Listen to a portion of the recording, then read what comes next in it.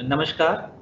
प्रवेश शाखा दिल्ली विश्वविद्यालय की ओर से मैं आप सभी का स्वागत करता हूं। जैसा कि आप सभी जानते हैं कि प्रवेश शाखा सीयूईटी के बारे में जागरूकता फैलाने के लिए समय-समय पर वेबिनार आयोजित कर रही है। यह वेबिनार उसी श्रृंखला में जोड़ा गया एक और वेबिनार है। आज के वेबिनार में हम विभिन्न आरक्षित श्रेणियों के आवेदकों पर विशेष जोर देंगे। अक्सर यह देखा गया है कि जागरूकता की कमी के कारण कुछ आवेदक पंजीकरण फॉर्म नहीं भर पाते या कुछ दस्तावेजों की कमी के कारण वे प्रवेश नहीं ले पाते। इन्हीं बातों को ध्यान में रखते हुए इस विशेष वेबिनार का आयोजन किया गया है। आज हमारे बीच दिल्ली विश्वविद्यालय के माननीय कुलपति महोदय प्रोफेसर योगेश सिंह सर मौजूद हैं। सर, मैं आपका बहुत-बहुत स्वागत करता हूँ। हमारे बीच रजिस्ट्रार डॉक्टर विकास गुप्ता भी हैं। Sir, I also welcome you. प्रवेश शाखा से डीन प्रोफेसर हनीफ गांधी और प्रोफेसर संजीव सिंह संयुक्त टीम भी हमारे साथ जुड़े हुए हैं। अधिक समय ना लेते हुए अब मैं डीन मैम से अनुरोध करूंगा कि प्रोग्राम का आरंभ करें।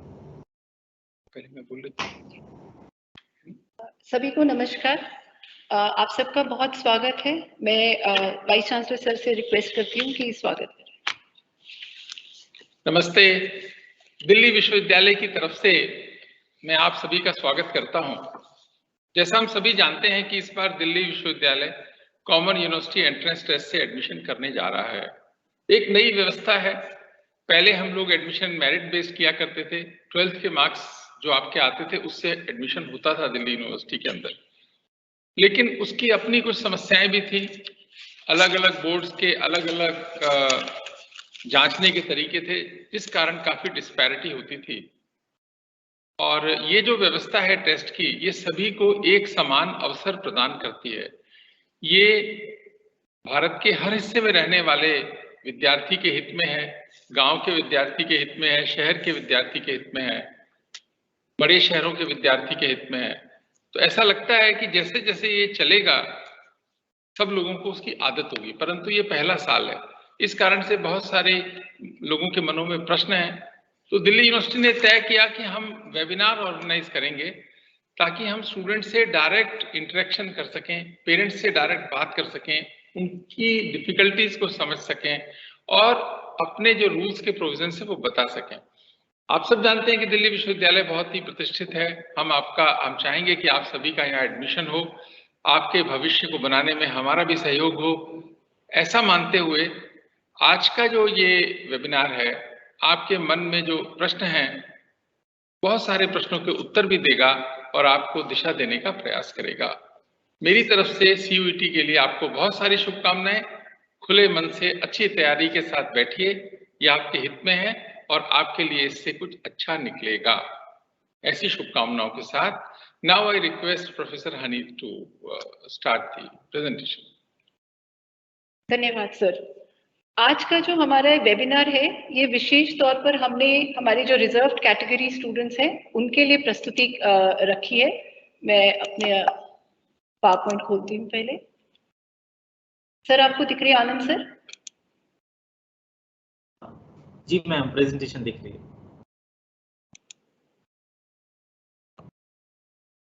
जी, एक मिनट।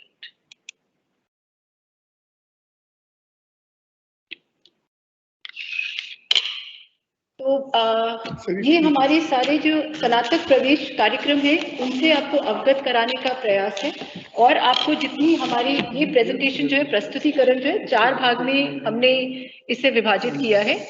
पहले हम आपको सीयूईटी के बारे में जानकारी देंगे, उसके बाद दिल्ली विश्वविद्यालय में जो आरक्षण नीतियां हैं उनके बारे में अवगत कराएंगे। इसके बाद जो आपको दस्तावेज या डॉक्यूमेंट्स तैयार रखने हैं सीयूईटी में रजिस्ट्रेशन करते समय, पंजीकरण करते समय, उसके बारे में जानकारी देंगे। और चौथे भाग में मैं आपको बताऊंगी कि हमारे दिल्ली विश्वविद्यालय के जितने कॉलेजेस हैं उनमें हमारे पास आपके लिए क्या क्या छात्रवृत्तियां या कि स्कॉलरशिप्स उपलब्ध है जिनका आप लाभ उठा सकते हैं जब आप यहाँ प्रवेश लेंगे। तो ये जो हमारा संयुक्त विश्वविद्यालय प्रवेश प्रक्रिया है, जो जिसका आरंभ हो चुका है, आगाज हो चुका है 6 अप्रैल से, ये सभी, जैसा सर ने बताया, ये एक ऐतिहासिक कदम है जिसमें हम बोर्ड आधारित योग्यता प्रणाली से राष्ट्रीय व्यापी प्रवेश प्रणाली की ओर बढ़ रहे हैं। इसकी सारी जानकारी आपको cuet.samarth CUET.ac.in, CUET.SAMARTH.AC.in पर मिलेगी, जो NTA द्वारा प्रचलित है। यहाँ पर कई विश्वविद्यालय पहले से नामांकित हैं और विश्वविद्यालय शामिल होने की संभावना है। इसकी प्रक्रिया या पंजीकरण 6 अप्रैल से शुरू हो चुकी है। अभी 9 मई है, लेकिन हमें उम्मीद है कि ये डेट आगे एक्सटेंड होगी और आपके लिए अभी और मौका दिया जा रहा है, तो आप इसमें पंजीकरण की प्रक्रिया में हिस्सा लेना शुरू कर दीजिए। CUET का जो पेपर है, जो टेस्ट है, वो 3 खंडों में विभाजित है। खंड 1 जो है वो भाषाओं पर आधारित है। इसमें 33 भाषाएं, 13 भाषाएं जो माध्यम और भाषा के रूप में होंगी और बाकी 20 भाषाएं इसमें सम्मिलित हैं। खंड 2 जो है वो डोमेन विशिष्ट विषय यानी कि आपके सब्जेक्ट्स के आधारित है और खंड 3 जो है वो सामान्य परीक्षा यानी जनरल टेस्ट पर आधारित है। यह पूरा पेपर CUET का जो पेपर है ये कंप्यूटर आधारित टेस्ट यानी CBT मोड में होगा। CUET का जो अवधि है और जिस तरह से आप पेपर देंगे उसके बारे में भी बता देते हैं आपको। खंड A जो बताया भाषाओं पर आधारित है, इसमें 2 खंड है। एक खंड A है जिसमें 13 भाषाएं हैं और दूसरे खंड में 1B में 20 भाषाएं हैं।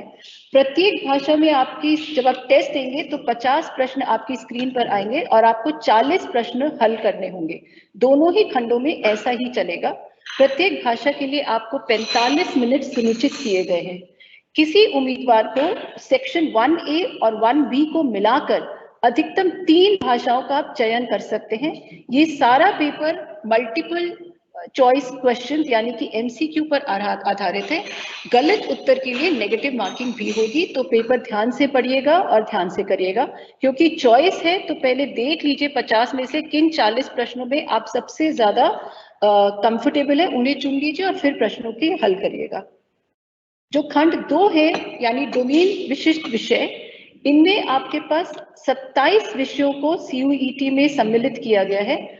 आप अगेन आपकी स्क्रीन पर यहाँ पर भी आपको 50 प्रश्नों में से 40 प्रश्नों का हल देना होगा।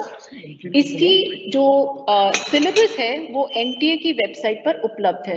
पूरा NCERT बेस्ड इसका सिलेबस है इन सब विषयों का, और ये सब आपकी वेबसाइट NTA की वेबसाइट पर, CUET की वेबसाइट पर उपलब्ध है।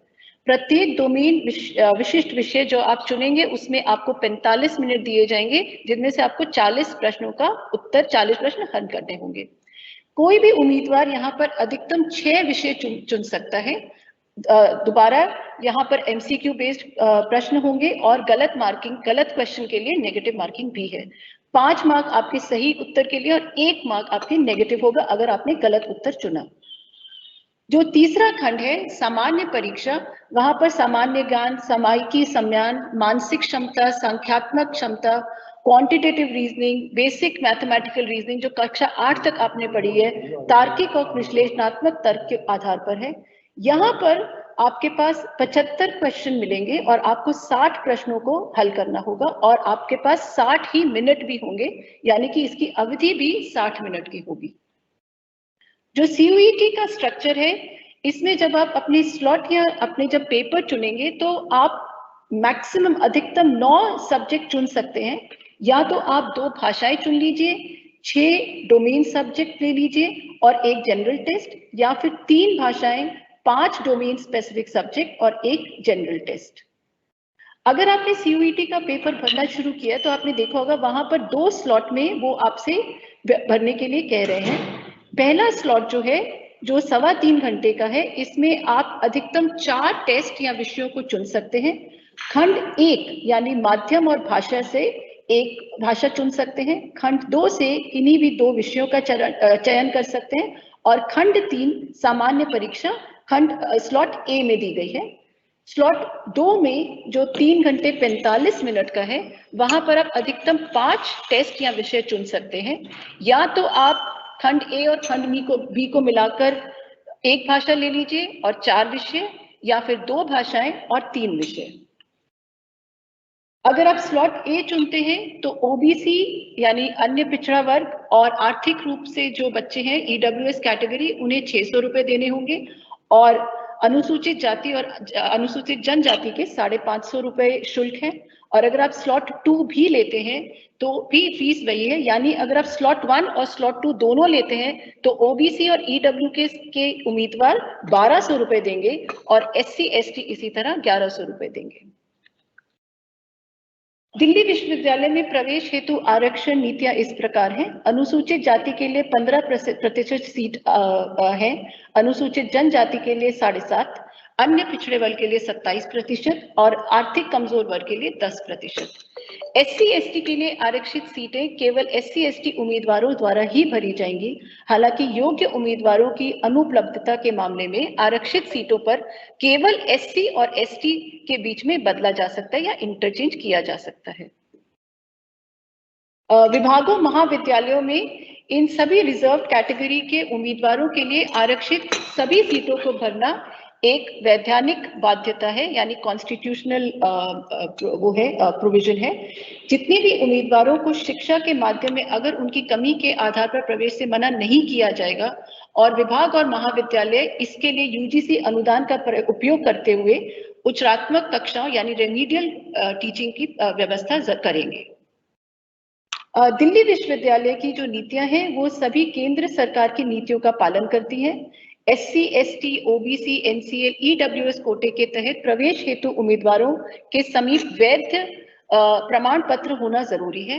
यदि आपके पास ये जो प्रमाण पत्र है वो आपकी जाति और जनजाति भारत सरकार की अनुसूची में सूचीबद्ध होना चाहिए। कुछ विशेष बातें जो आपके प्रमाण पत्र में होनी चाहिए। जाति प्रमाण पत्र आपके अपने नाम पर होना चाहिए, यानी उम्मीदवार के नाम पर होना चाहिए। उसमें माता पिता का नाम भी होना चाहिए। जाति और जनजाति का भी वर्गीकरण होना चाहिए। उम्मीदवार के निवास स्थान, जिला और राष्ट्र केंद्र शासित प्रदेश का भी विवरण होना चाहिए।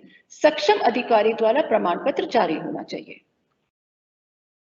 जो हमारे अन्य पिछड़े वर्ग यानी OBC और EWS के उम्मीदवार हैं, उनका जो प्रमाण पत्र होगा उसकी प्रतिलिपि नवीनतम वित्तीय वर्ष 2021-22 के प्रमाण पत्र पर होनी चाहिए, जो 21 मार्च 2022 के बाद जारी हुआ हो। यदि आपके पास ये प्रमाण पत्र नहीं है तो सभी अभ्यर्थी अंडरटेकिंग अपलोड कर सकते हैं CUET के फॉर्म पर। हालांकि प्रवेश के समय यानी जब आप एडमिशन लेने आएंगे तब तक हमारी गुजारिश है कि आप ये सर्टिफिकेट बनवा लीजिए। उम्मीदवार को उसी सक्षम अधिकारी द्वारा जारी हाल वित्तीय वर्ष का प्रमाण पत्र प्रस्तुत करना होगा प्रवेश के समय। तो यदि आपके पास अभी नहीं है तो आप एक अंडरटेकिंग अपलोड कर दीजिए। मैं आपको अंडरटेकिंग के फॉर्म भी दिखा दूंगी। लेकिन जब आप हमारे पास, अभी आपके पास 1-2 महीने और हम आपको टाइम दे रहे हैं, लेकिन जब आप अपना प्रवेश कार्यक्रम शुरू करेंगे, एडमिशन का कार्यक्रम शुरू करेंगे, तब आपके पास आपका सर्टिफिकेट होना चाहिए जो हमें चाहिए होगा। ये एक प्रारूप है जो हमारे NTA की जो बुकलेट है उसके अंदर दिया हुआ है। इसी प्रारूप में आपका सर्टिफिकेट होना चाहिए। ये SC ST का प्रमाण पत्र है। यह आपको आपकी CUET की जो इंफॉर्मेशन बुलेटिन है उसमें दिया हुआ है, एनेक्सर 3 में दिया हुआ है। इसी प्रकार अगर आप OBC या अन्य पिछड़ा वर्ग से आते हैं तो आपके पास जो बाईं ओर है वह प्रमाण पत्र होना चाहिए। यदि नहीं है तो आप जो राइट हैंड साइड में यानी कि दाईं ओर दिया है वो डिक्लेरेशन फॉर्म अपलोड कर सकते हैं। EWS के लिए भी यही प्रमाण पत्र के प्रारूप दिए हुए हैं। जो लेफ्ट हैंड साइड में है वो एनेक्सर 1A में दिया है, वह आपके पास होना चाहिए इस समय पंजीकरण करने के टाइम। अगर आपके पास किसी कारणवश ये नहीं है तो आप उसके साथ का दिया हुआ डिक्लेरेशन फॉर्म अपलोड कर सकते हैं। दिल्ली विश्वविद्यालय के जितने भी कार्यक्रम है वह उनका एक बहुत ही व्यापक स्पेक्ट्रम है। हमारे यहाँ 73 बैचलर्स के प्रोग्राम चलाए जाते हैं, जिसमें कला, विज्ञान, वाणिज्य, प्रबंध पाठ्यक्रम, व्यावसायिक विषय, व्यावसायिक पाठ्यक्रम, प्रदर्शन आधारित पाठ्यक्रम में स्नातक शामिल है। प्रत्येक कार्यक्रम की अपनी विशिष्ट योग्यता या प्रोग्राम स्पेसिफिक एलिजिबिलिटी है। जो हमारे CUET के तहत प्रवेश होगा, दिल्ली विश्वविद्यालय में जो प्रवेश होगा उसके लिए आपको CUET में बैठना और CUET का पेपर देना अनिवार्य है। एक्सेप्ट हमारे जो अगर आप SOL यानी स्कूल ऑफ ओपन लर्निंग या NC वेब में अगर आप प्रवेश चाहते हैं तो आप बेशक इस पेपर को ना दीजिए। आप जो क्लास 12th में पढ़ के आए हैं उसी के माध्यम से आपका एडमिशन होगा। सभी प्रवेश केवल CUET में प्राप्त अंकों के आधार पर ही होंगे। अगर आप सुपर न्यूमररी सीटों में प्रवेश चाहते हैं तब भी आपको CUET 2022 में उपस्थित होना अनिवार्य है। न्यूनतम योग्यता, उम्मीदवारों को एक ही मान्यता प्राप्त बोर्ड से 12वीं कक्षा या समकक्ष की परीक्षा में पूर्ण रूप से उत्तीर्ण होना चाहिए। अब हमारी जो दिल्ली विश्वविद्यालय की योग्यताएं हैं उसके बारे में आपको अवगत करा देते हैं। दिल्ली विश्वविद्यालय में प्रवेश के लिए उम्मीदवारों को CUET में कम से कम एक भाषा में परीक्षा देनी चाहिए। आप देखेंगे मैंने जो ये लिस्ट दिखाई है आपको, वो लिस्ट A है जो आपको हमारी बुलेटिन ऑफ इंफॉर्मेशन में मिल जाएगी। ये सभी 33 भाषाओं को सम्मिलित करती है, यानी आप सेक्शन A और सेक्शन 1B की जितनी भी भाषाएं थी उनको हमने लिस्ट A में ले लिया है, सभी 33 भाषाओं को। जो CUET का सेक्शन 2 था जो डोमेन स्पेसिफिक था, उसे हमने 2 लिस्ट सूची में, लिस्ट B1 सूची B1 और सूची B2 में वर्गीकृत किया गया है। सभी उम्मीदवारों से अनुरोध किया जाता है कि जो उन्होंने कक्षा 12वीं में पेपर्स पढ़े थे, विषय पढ़े थे, उन सब में वो CUET का पेपर जरूर दें। ये हमारी सूची B1 और B2 है, जिसमें 18 भाषाएं, 18 सब्जेक्ट्स तो हैं B1 में और 9 सब्जेक्ट्स जो हैं वो B2 में सूचीबद्ध हैं। अब थोड़े से हमारे कार्यक्रम से आपको अवगत करवा देते हैं। ये सिर्फ उदाहरण है, अधिक जानकारी के लिए आप हमारा बुलेटिन ऑफ इंफॉर्मेशन जरूर देख लीजिए। अधिकांश हमारे जो BSc के कार्यक्रम है उनके लिए योग्यता के लिए 3 विषय जो आपने क्लास 12 में पढ़े थे, जिसमें साइंस के विषय है, उन्हीं को हम मान्यता देंगे। और CUET में किसी एक भाषा में न्यूनतम 30% अंक प्राप्त करना अनिवार्य है। उदाहरण के लिए यदि आप BSc ऑनर्स बायोलॉजिकल साइंस, वनस्पति विज्ञान या प्राणी विज्ञान, लाइफ साइंसेज में एडमिशन चाहते हैं तो आप भौतिकी, फिजिक्स, रसायन विज्ञान, केमिस्ट्री और जीव विज्ञान, बायोलॉजी में पेपर जरूर दीजिए। यदि आप रसायन विज्ञान, भौतिकी और बहुगलक विज्ञान में एडमिशन चाहते हैं तो आपके पास भौतिकी, रसायन विज्ञान और गणित में पेपर जरूर दीजिए, और भाषा का पेपर भी इसमें ऐड होगा, लेकिन भाषा में आपको सिर्फ 30% अंक प्राप्त करना होगा। इसी प्रकार क्रम को आगे बढ़ाते हुए यदि आप BSc ऑनर्स कंप्यूटर विज्ञान, BSc ऑनर्स गणित और सांख्यिकी में प्रवेश चाहते हैं तो आप किसी एक भाषा में पेपर जरूर दीजिए। सूची 1 में जो है हमारी गणित का पेपर यहाँ अनिवार्य है, और इसके साथ आपके कोई भी 2 विषय जिनमें से कम एक सूची B1 में हो, इसमें पर्चा दीजिए। BA ऑनर्स के जो हमारे प्रोग्राम है उसमें उम्मीदवार एक भाषा और खंड 2 के किन्हीं 3 विषयों में CUET दे 3 विषयों में से किसी एक भाषा का संयोजन के आधार पर प्राप्त उच्चतम अंकों पर मेरिट बनाई जाएगी।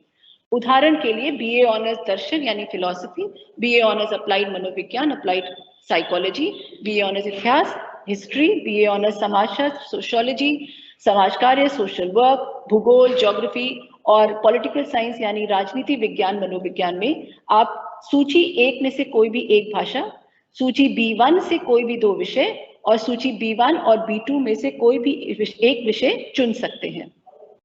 BA ऑनर्स संस्कृत जो हमारा कार्यक्रम है, या जो भी कार्यक्रम जो हमारे भाषा रूपी है, उनमें आपके पास, आपने अगर वो भाषा पढ़ी है तब भी आप एडमिशन ले सकते हैं, और यदि आपने वो भाषा क्लास 12 में नहीं पढ़ी तब भी हमने उसका एक सिस्टम बनाया है जिससे आप एडमिशन ले सकते हैं, लेकिन प्रेफरेंस उनको दी जाएगी जिन्होंने उस भाषा में पेपर दिया होगा।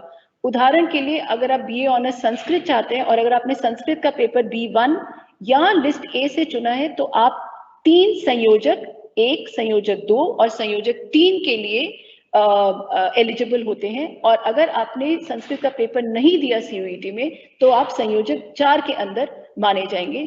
जो संयोजक 1, 2 और 3 में पेपर देंगे, पर्चा देंगे, उन्हें संयोजक 4 से पहले एडमिशन के लिए कंसिडर किया जाएगा। प्रवेश के उपरांत जो रिक्त स्थान होंगे उन्हीं में संयोजक 4 का चयन होगा। 2 प्रोग्राम जिनके बारे में हमें बहुत सारी क्वेरीज आती हैं, वो है BA ऑनर्स अर्थशास्त्र यानी BA ऑनर्स इकोनॉमिक्स और BA ऑनर्स और BCom ऑनर्स। यहाँ पर जो आपकी प्रवेश प्रक्रियाएं हैं उनके बारे में या योग्यताएं उनको आप अपने स्क्रीन पर देख सकते हैं। अर्थशास्त्र के लिए गणित का पेपर देना अनिवार्य है और बाकी वैसे ही है जैसे पहले बताया गया था। और बीकॉम ऑनर्स के लिए या गणित का पेपर या फिर लेखा शास्त्र यानी अकाउंटेंसी में पेपर जरूर दीजिए और बाकी वैसे की वैसे ही है जैसे पुरान बताई गई थी। हमारे जो ओपन एलिजिबिलिटी प्रोग्राम्स है जैसे बीए प्रोग्राम, बीवॉक और बीकॉम पास, यहाँ पर आप 2 कॉम्बिनेशन या 2 संयोजन के में एडमिशन ले सकते हैं। पहला आपके जो बेस्ट 4 सब्जेक्ट थे लैंग्वेज को मिलाकर, भाषा को मिलाकर उसमें, या फिर दूसरा जिसमें आप एक भाषा एक विषय डोमेन 2 से और सीयूईटी का जो सामान्य परीक्षा है उसके आधार पर प्रवेश ले सकते हैं। यहाँ पर क्योंकि दोनों संयोजन की जो अंक है वो समान नहीं होंगे इसलिए यहाँ पर उचित प्रतिशत किया जाएगा। जो हमारे bachelors of economics, bachelor of BMS और बीबीए कार्यक्रम है वहां पर आपको एक ही कॉम्बिनेशन है, एक भाषा, गणित का पेपर यहाँ अनिवार्य है और सीयू सेट का सेक्शन 3 यानी सामान्य परीक्षा देना अनिवार्य है। बीए ऑनर्स संगीत हमारे कुछ प्रोग्राम है जहां पर जो प्रस्तुति आधारित परीक्षा के आधार पर है जैसे कि संगीत और फिजिकल एजुकेशन या शारीरिक शिक्षा। यहाँ पर आपके लिए आपको दोनों में एक तो सीयूईटी में भी पेपर देना होगा और जो हमारा प्रस्तुति आधारित परीक्षा है उसमें भी आपको आना पड़ेगा। जो मेरिट होगी उसमें 50% महत्व सीयूईटी के अंक को दी जाएगी और प्रस्तुति आधारित परीक्षा को बाकी की 50% महत्वता दी जाएगी।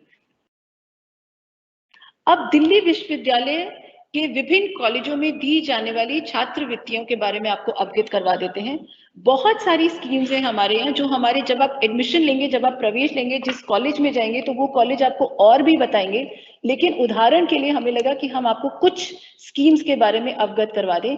कुछ सेंट्रल स्कीम्स हैं जो आपकी वेबसाइट पे दिख रही हैं, जो आपकी स्क्रीन पे दिख रही हैं। कुछ स्टेट बेस्ड होती हैं जैसे कि दिल्ली स्कीम जो है, दिल्ली गवर्नमेंट जो है उनकी ये कुछ स्कीम है, BR Ambedkar state topper, merit scholarship for SC ST OBC student, post matric scholarship for OBC students, post matric scholarship schemes for SC। इसी प्रकार UGC भी बहुत सारी स्कॉलरशिप्स देते हैं जैसे कि Ishan Uday special scholarship scheme for north eastern region. ये आपको बहुत सारी स्टेट स्कीम भी दिख रही है जो हर स्टेट के द्वारा दी जाती हैं इन सभी छात्रों को। ये एक वेबसाइट है जिसे आप देख सकते हैं, ministry of social justice empowerment. यहाँ पर भी आपको बहुत सारी schemes residential education for students in higher schools के ऊपर मिलेगी, श्रेष्ठ कार्यक्रम जो उनका चल रहा है। इसकी और जानकारी के लिए आप उनकी वेबसाइट पे देख सकते हैं। इसी प्रकार अंबेडकर फाउंडेशन .nic.in भी काफी स्कीम्स देते हैं, काफी स्कॉलरशिप स्कीम्स देते हैं, जिनमें से जो चिकित्सा सहायक स्कीम्स हैं जो आपको दिख रही है यहाँ पर। अगर किसी, भगवान न करे लेकिन अगर किसी को जरूरत पड़ जाए, किडनी, हार्ट, लीवर, मस्तिष्क या कैंसर के पीड़ित हैं और उनको इलाज के लिए चाहिए तो उन्हें ये स्कीम्स वो ले सकते हैं। BR अम्बेडकर अंतर जातीय विवाह स्कीम है। महान संतों की पुण्यतिथि समारोह के लिए भी स्कीम है। इसकी और जानकारी आप अम्बेडकर फाउंडेशन .nic.in पर देख सकते हैं। आपसे अनुरोध है कि आप हमारी दिल्ली विश्वविद्यालय की जो एडमिशन की वेबसाइट है, मैं आपको अभी वो भी दिखा देती हूँ और उससे भी आपको अवगत करा देती हूँ, उसे जरूर देखते रहें। उस वेबसाइट का URL जो है वो है admission .UOD university of Delhi पर है, UOD.ac.in। मैं आपको वो भी अभी दिखा देती हूँ। उसमें हमने बहुत सारी जानकारी डाली और ये जो वेबसाइट, ये जो वेबिनार है ये लाइव स्ट्रीम हो रहा है और अगर आप इसको दोबारा सुनना चाहें, देखना चाहें तो ये भी आपको इस वेबसाइट पे मिल जाएगा। पुराना जो हमारा वेबिनार हुआ था, जो पिछले फ्राइडे हुआ था 22 तारीख को हुआ था, जिसमें हमने CUET को और भी विस्तार में बताया था, वो वेबिनार भी लाइव है, उसका भी आपको इसी पे मिल जाएगा। और कुछ हमारे, मैं आपको अब वेबसाइट दिखा देती हूँ।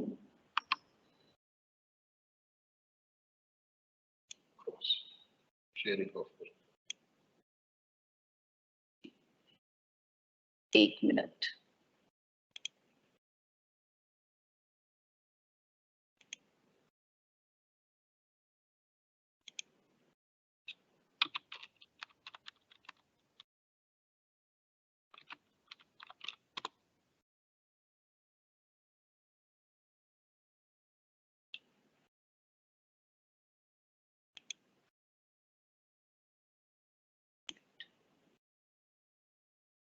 आनंद सर स्क्रीन दिख रही है, वेबसाइट दिख रही है?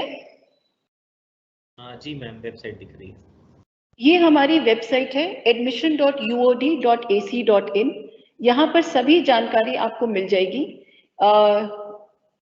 जैसा कि ये जो रिबन चल रहा है, यहाँ पर जब आप जाएंगे तो अंडर ग्रेजुएट एडमिशंस के लिए कैसे रजिस्टर करें, CUET.samarth.ac.in में, यहाँ जैसे ही आप क्लिक करेंगे तो आप CUET.samarth.ac की वेबसाइट पे चले जाएंगे। इसके साथ साथ लेफ्ट साइड में आपको सारी जानकारी देते जाएंगे, जैसे जैसे जानकारी आती जाएगी वो यहाँ पर डालते जाएंगे। इसी प्रकार आप अगर CUET के बारे में समर्थ की वेबसाइट पर जाके यहाँ से भी आप देखेंगे तो यहाँ आप क्लिक करेंगे, जो ब्लू में टेक्स्ट हाईलाइट हो रहा है, आपको इन्फॉर्मेशन बुलेटिन मिल जाएगा CUET का। जो सिलेबस है CUET.samarth, ये भी आपको यहाँ पर मिल जाएगा, इसे भी मैं अभी दिखा देती हूँ आपको। और एप्लीकेशन फॉर्म कैसे भरना है उसकी भी पूरी जानकारी मिल जाएगी। इसी पेज में अगर आप और नीचे आएंगे तो हमने यहाँ बहुत सारे हेल्पफुल रिसोर्सेज डाले हैं, जैसे कि ये 2 वीडियोस हैं। आप रजिस्ट्रेशन फॉर्म कैसे भरेंगे, अंग्रेजी और हिंदी दोनों में ही उपलब्ध है। विस्तार में जानकारी दी गई है कि आप अपना रजिस्ट्रेशन फॉर्म कैसे भर सकते हैं। इसी प्रकार हम बहुत सारे इलस्ट्रेटिव एग्जाम्पल्स डाल रहे हैं। आनंद सर, इलस्ट्रेटिव एग्जाम्पल्स दिख रहे हैं? जी मैम, दिख रहे हैं। ये इलस्ट्रेटिव एग्जाम्पल्स जो हैं, ये आपको एक ही जगह पर सारी जानकारी दे देंगे। फॉर एग्जाम्पल, अगर आप BSc anthropology, biological sciences, biomedical sciences, इन सब कार्यक्रमों में प्रवेश चाहते हैं तो उसकी एलिजिबिलिटी क्या है, आप स्ट्रक्चर क्या करेंगे, आप CUET की वेबसाइट पे रजिस्टर करिए। फिर अगर आपने CUET का paper English, physics, chemistry, biology और मैथमेटिक्स में दिया है तो हम आपका स्कोर कौन सा मान्य होगा और कौन सा नहीं होगा, इसके बारे में ये हमने ग्राफिक से समझाने की कोशिश की है। जैसे कि इन सभी कोर्सेज के लिए फिजिक्स, केमिस्ट्री, बायोलॉजी ही सिर्फ मानी जाएगी, तो आपका स्कोर सिर्फ T1 कंसिडर किया जाएगा। बाकी अन्य जो आपके कॉम्बिनेशन है, physics, chemistry, maths, chemistry, biology, mathematics, ये कंसिडर नहीं किए जाएंगे। इसी प्रकार अगर आप BCom ऑनर्स का देखेंगे तो, और आपने paper English, Hindi, accountancy, economics, math और एंटरप्रेन्योरशिप में दिया है तो आपके ये सभी कॉम्बिनेशंस बन सकते हैं। संभावित कॉम्बिनेशन आपके ये सब बन सकते हैं, 8 कॉम्बिनेशन, और इनमें से जो हाईएस्ट स्कोर होगा उसे कंसिडर किया जाएगा। तो ये सब एग्जाम्पल और इस तरह की बहुत सारी जानकारी हम समय समय पर डालते रहेंगे। पिछले वेबिनार्स और हमारे वेबिनार्स की घोषणा के लिए आप यहाँ देखते रहिए हमारी वेबसाइट के ऊपर। इसी प्रकार जब आप लेफ्ट साइड में देखेंगे तो आप UG एडमिशन पर क्लिक करिए और यहाँ भी आपको सारी जानकारी, जो हमारी एलिजिबिलिटी है, सीट मैट्रिक्स, CUET का स्ट्रक्चर कैसा है, किन बातों का आपको ध्यान रखना है, रिजर्वेशन पॉलिसीज क्या है, ये सब आपको यहाँ पर समय दर समय अवगत करवाते रहेंगे। अब मैं अपने फ्रेंड प्रोफेसर संजीव सिंह को आमंत्रित करती हूँ कि वो भी आपके साथ कुछ बातें शेयर करें। धन्यवाद सर, आप इधर आ जाइए। जैसा प्रोफेसर गांधी ने बहुत डिटेल एक्सप्लेनेशन आपको दिया सारे प्रवेश परीक्षा के बारे में और प्रवेश प्रक्रिया के बारे में, बहुत कुछ ज्यादा नहीं बचा है समझाने के लिए, लेकिन कुछ चीजें जो मैं आप लोगों के साथ साझा करना चाहता हूं वो ये है कि जब भी आप एप्लीकेशन फॉर्म भरें तो उसको बहुत सावधानी से भरिए। कई बार छोटी छोटी गलतियों की वजह से आपका एप्लीकेशन फॉर्म रिजेक्ट हो सकता है। कई बार जल्दी जल्दी में हम लोग अपनी इंफॉर्मेशन या हम अपने फ्रेंड से या हम अपने पेरेंट्स से एप्लीकेशन फॉर्म भरवा देते हैं, तो वो कुछ इंफॉर्मेशन अपनी भर देते हैं क्योंकि वो फ्लो ऐसा होता है, तो उस वजह से काफी समस्याएं आ सकती हैं परीक्षार्थियों को और हो सकता है उनके एप्लीकेशन फॉर्म भी निरस्त हो जाएं। तो उसमें समय लगाइए, देखिए पहले। जैसा प्रोफेसर गांधी ने बताया, सारी गाइड्स हैं, वीडियो गाइड्स अवेलेबल हैं, PDF फॉर्म अवेलेबल है, एप्लीकेशन फॉर्म का डमी PDF अवेलेबल है, आप उसे पढ़िए। आप एक उसका प्रिंट आउट निकाल के या किसी भी तरीके से सारे फील्ड्स को अपनी एक रफ कॉपी में आप पहले अपने आप भरिए, फिर उसको आप फाइनली लाइव एप्लीकेशन में भरिए। उससे गलती के चांस बहुत कम हो जाते हैं और आपको कोई समस्या नहीं आएगी। दूसरी चीज ये है कि आप जब भी किसी भी यूनिवर्सिटी के लिए अप्लाई करें, हम यहाँ बात कर रहे हैं दिल्ली विश्वविद्यालय की, तो दिल्ली विश्वविद्यालय में जितने भी विषय पढ़ाए जाते हैं वो बहुत ही तरीके से सूचीबद्ध किए गए हैं CUET की साइट पे, उनकी क्या क्या संभावनाएं हैं और उनकी एलिजिबिलिटी क्या है, वो सारे बहुत अच्छे तरीके से, विस्तृत तरीके से वहां पर लिखी हुई हैं। आप ध्यान लगाकर उसे पढ़िए और जहां आपकी योग्यता बनती है आप उसके बारे में समझ के फिर उस विषय का चयन कीजिए। तो ये छोटी छोटी बातें हैं जो आपको ध्यान में रखनी है, जिसकी वजह से आपको कोई भी भविष्य में समस्या ना आए। Thank you so much. धन्यवाद सर। एक बात हम आपको और बता दें, हमने कुछ हेल्प डेस्क और चैटबॉट्स की भी हमने कुछ चैटबॉट्स भी इंस्टॉल किए, कुछ ऐसे प्रावधान किए जिनसे अगर आप कुछ जानना चाहें, हमसे बातचीत करना चाहें तो आप कर सकते हैं। वेबसाइट पे अगर आप बिल्कुल, मैंने वेबसाइट बंद कर दी है, लेकिन राइट साइड पे अगर आप देखेंगे तो वहाँ लिखा है वी आर हियर। वहां पर हमारे कुछ, अगर आप कुछ प्रश्न पूछना चाहें तो आप डाल सकते हैं और उसका उत्तर भी आपको जल्दी मिल जाएगा। और हमारे सभी कॉलेजेस जो हैं वो भी हेल्प डेस्क नंबर्स और हेल्प डेस्क रूम्स जो हैं वो इस्टेब्लिश कर रहे हैं, उनको बनाने की कोशिश में है, वो भी बहुत जल्दी डल जाएंगे। जैसा सर ने कहा, मैं उसी बात को आगे बढ़ाते हुए कहती हूँ कि अगर आप किसी साइबर उससे फॉर्म भरवा रहे हैं, किसी ऐसे क्या कहते हैं सर उसे, साइबर कैफे से अगर आप फॉर्म भरवाते हैं तो वहां ना जाकर, अगर आपके पास दिल्ली विश्वविद्यालय का कोई भी कॉलेज आपके क्षेत्र के आसपास है तो वहां जाइए। वहां पर आपके पास ये हेल्प डेस्क की बनाए हुए हैं जहां पर जाके आप निःशुल्क फॉर्म भर सकते हैं और ठीक फॉर्म भर सकते हैं। अब निःशुल्क मतलब हम कुछ चार्ज नहीं करेंगे, आपको तो फीस देनी ही होगी। तो धन्यवाद सर। तो आप वहां जाके फॉर्म भर सकते हैं और आपको पूरी वहां सहायता भी मिलेगी। इसकी भी सारी जानकारी अगले हफ्ते तक हमारी वेबसाइट पे डल जाएगी। जी आनंद सर, कुछ प्रश्न है क्या? बहुत बहुत धन्यवाद professor Gandhi and professor Singh. मैं आशा करता हूं कि आपकी प्रस्तुतिकरण से विद्यार्थियों को काफी लाभ हुआ होगा। कुछ प्रश्न हैं, अगर आप उनका उत्तर दे पाएंगी तो मुझे लगता है उनको और फायदा होगा। एक प्रश्न जो बार बार पूछा जा रहा है वो जाति प्रमाण पत्र के बारे में है कि जाति प्रमाण पत्र क्या उम्मीदवार के नाम से ही होना जरूरी है? जी, ये तो बिल्कुल अनिवार्य है कि जो जाति प्रमाण पत्र है वो आप ही के नाम पर होना चाहिए। और NTA की वेबसाइट पे वो दिया भी हुआ है, उनकी जो बुकलेट है उसमें दिया हुआ है। उसका अगर आप फॉर्म देखेंगे तो फॉर्म में लिखा ही ये है कि आपके नाम पे होना चाहिए। ये पृष्ठ 40 पर SC ST के लिए और पृष्ठ 36, 37 पे दिए हुए हैं। SC ST जनरल OBC के लिए 36, 37 पर वहां दिए हुए हैं। तो पहली लाइन ही ये कहती है कि this is to certify that Shri Shrimati Kumari son of Shri Shrimati, village का नाम, डिस्ट्रिक्ट का नाम और स्टेट या यूनियन टेरिटरी का नाम। तो आपके पहली लाइन ही ये है कि जिसमें आपको अपने नाम पर सर्टिफिकेट होना चाहिए। और इसमें जो NTA ने अपनी जो पुस्तिका पब्लिश की है, जो उनकी वेबसाइट पे है, सभी से हम अनुरोध करेंगे कि उसको डाउनलोड करें। उसका प्रश्न नंबर 20 से चैप्टर 4 जो है शुरू होता है, उसमें बहुत तरीके से सारी चीजें बताई गई हैं, किस कैटेगरी या किस विशेष ग्रुप के लिए क्या सुविधाएं हैं, क्या प्रोसीजर है और किस तरीके से उनके फॉर्म भरे जाने हैं, वो सब बहुत अच्छे तरीके से उन्होंने बताए हुए हैं। तो ये डाउनलोड जरूर करें। जी धन्यवाद सर, धन्यवाद मैम। मैम एक प्रश्न और है कि OBC कैटेगरी का सर्टिफिकेट है पर वो 5 वर्ष पुराना है, तो क्या वो मान्य होगा? अभी मान्य तो नहीं होगा, लेकिन अभी अगर आपके पास सर्टिफिकेट पुराना है तो आप अंडरटेकिंग अपलोड कर लीजिए। लेकिन अभी आपके पास टाइम थोड़ा है, मतलब अभी हम अप्रैल में हैं, जुलाई तक जब आपका ये टेस्ट होगा और आप हमारे पास प्रवेश के लिए, तब आप जब फॉर्म भरेंगे तब तक सर्टिफिकेट जरूर बनवा लीजिए। NCBC की वेबसाइट जो है उस पे जाकर सर्टिफिकेट बन रहे हैं, आप प्लीज वेबसाइट देख लीजिए और वहां पर अपना बनवा लीजिए। मतलब हमारा अनुरोध है कि आप अपना ये सर्टिफिकेट शीघ्र ही बनवा लें ताकि आपको आगे जाके कोई दिक्कत ना आए।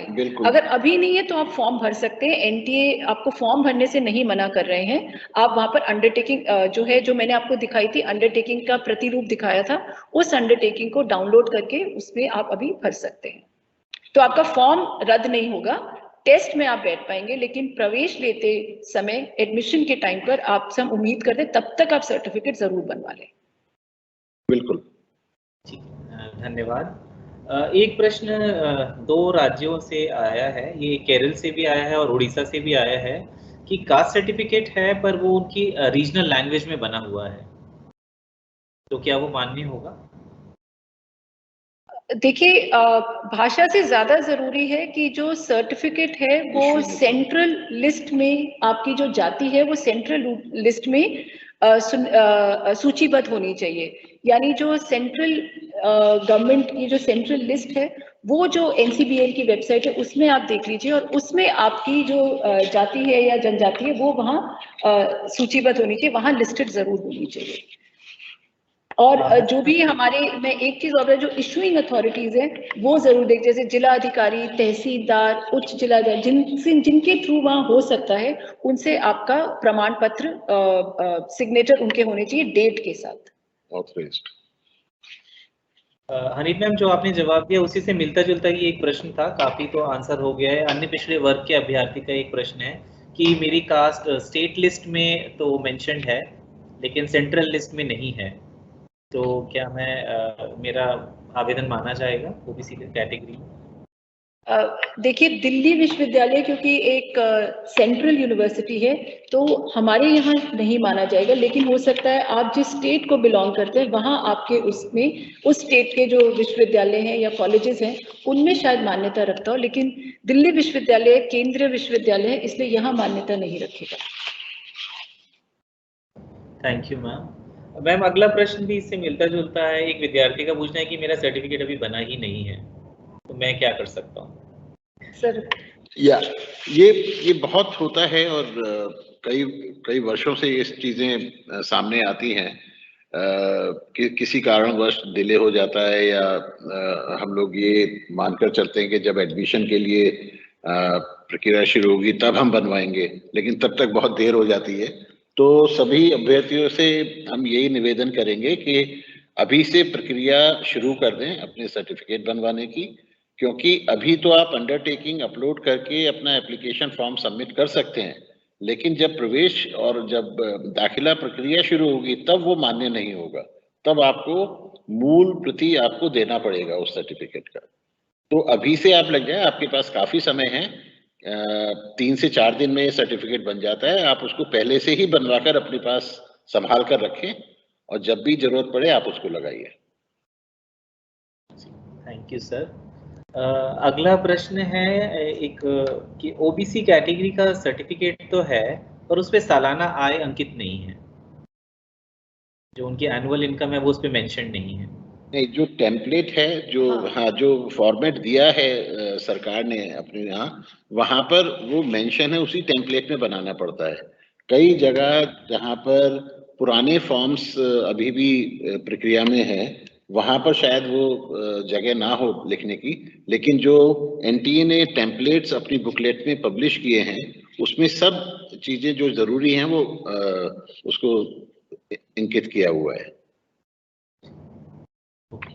Thank you sir. सर, कुछ और सवाल भी आ रहे हैं, खासतौर से CUET की लास्ट डेट के बारे में। बच्चे काफ़ी परेशान हैं कि एग्ज़ाम शुरू हो गए हैं, फॉर्म अभी वो भर नहीं पाए हैं, तो क्या उन्हें कुछ और समय मिल सकता है 6 मई तक? 6 तारीख लास्ट डेट है और ये इतना लंबा फॉर्म भी नहीं है, इसमें बहुत टाइम लगेगा, लेकिन हाँ वो मेरे ख्याल से एनटीए इस बारे में संज्ञान लेगी और जरूर कोई ना कोई निर्णय देगी।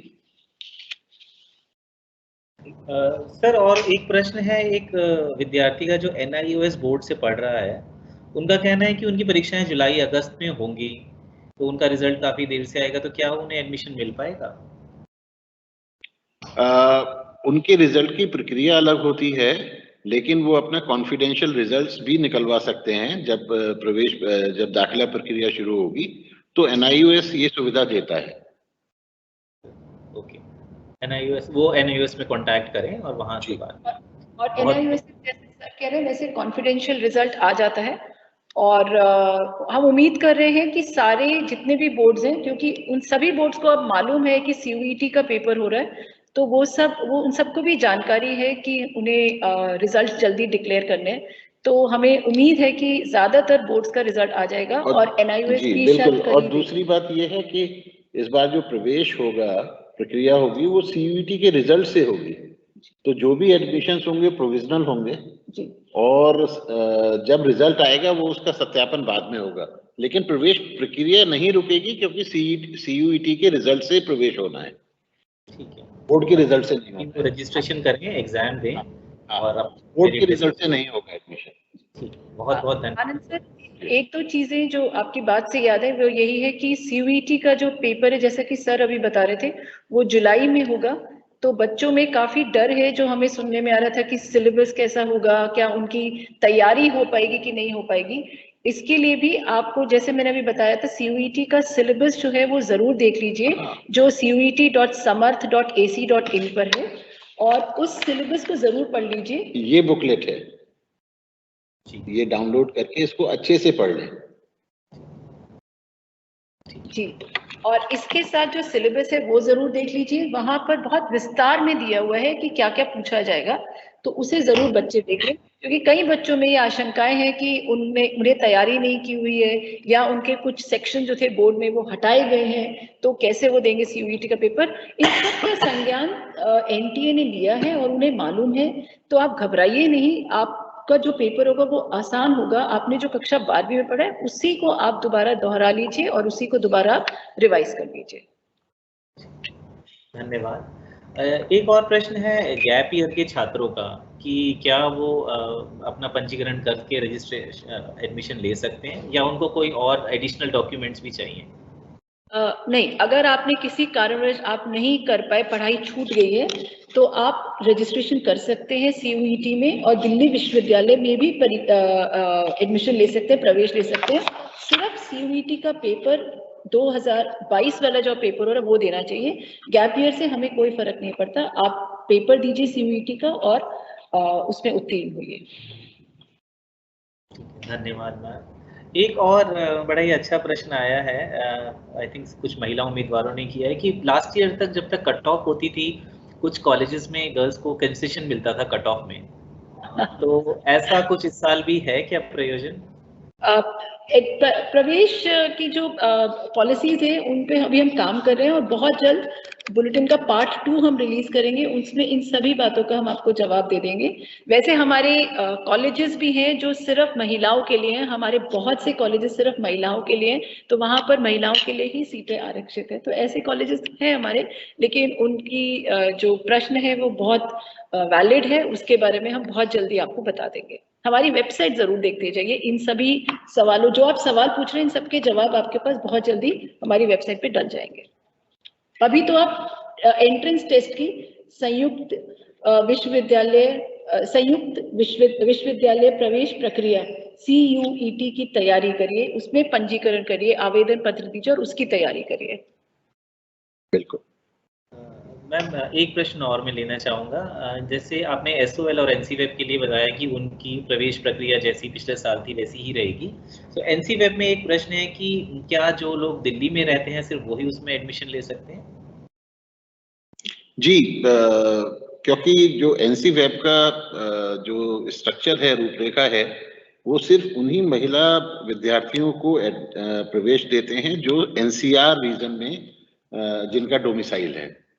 तो ये एक प्रक्रिया का अंग है, तो इसमें यही मान्य है।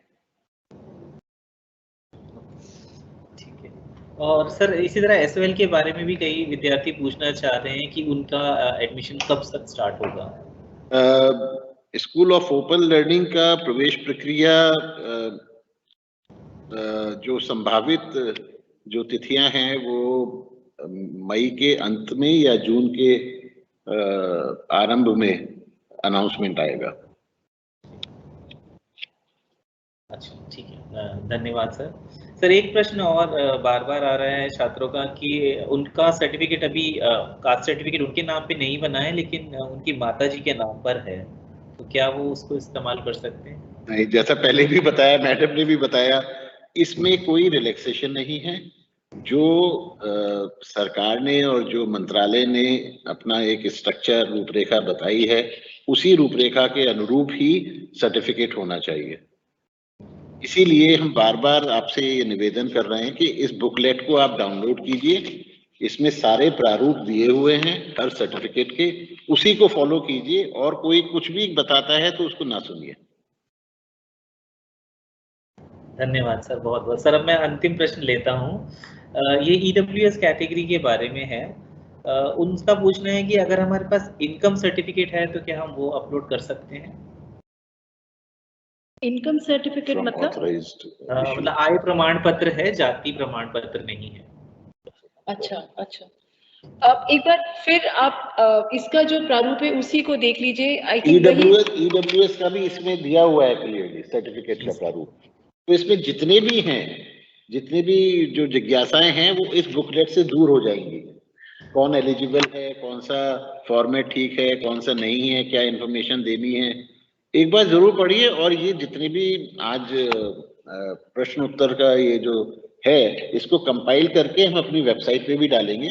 और इसीलिए जैसा मैडम ने बोला कि आप निरंतर मतलब बार बार इस वेबसाइट को देखते रहिए, क्योंकि जो भी अपडेट आते हैं वो इसी वेबसाइट पे आते हैं, admission.uod.ac.in। बहुत बहुत धन्यवाद सर और मैम। इसके साथ हमारे प्रश्न समाप्त होते हैं। मैं आप दोनों का बहुत बहुत धन्यवाद करना चाहूँगा। पहले हनीफ मैम का, उन्होंने जिस सरलता से प्रस्तुतिकरण किया उससे विद्यार्थियों की काफ़ी जिज्ञासाएं शांत हो गई। और प्रोफेसर संजीव सिंह सर का भी धन्यवाद करना चाहूँगा, जिस पेशेंस के साथ उन्होंने प्रश्नों का जवाब दिया। बहुत बहुत धन्यवाद sir, thank you so much. Anand sir, एक हम अपने जितने भी हमारे साथ यहाँ जुड़े हुए हैं उनको एक बात बता दें कि परसों यानी 1 मई को दिल्ली विश्वविद्यालय का शताब्दी समारोह है। इसका लाइव टेलीकास्ट, इसमें मुख्य अतिथि जो है हमारे वाइस प्रेसिडेंट हैं श्री वेंकैया नायडू जी हैं, और शिक्षा मंत्री श्री धर्मेंद्र प्रधान जी तो इस कार्यक्रम का हिस्सा हैं। तो आप लोग जरूर उसका लाभ उठाएं। उसका सीधा प्रसारण दिल्ली यूनिवर्सिटी की वेबसाइट पर होगा। इस वेबसाइट को जरूर देख लीजिए और इस पे आपको पूरा लाइव स्ट्रीमिंग होगी। और इसी बात से मैं आपको बधाई देना चाहती हूँ कि जो लोग इस साल हमारे दिल्ली विश्वविद्यालय का हिस्सा बनेंगे, आई थिंक ये बहुत प्राइड की बात है कि आप सब शताब्दी वर्ष का हिस्सा बनेंगे।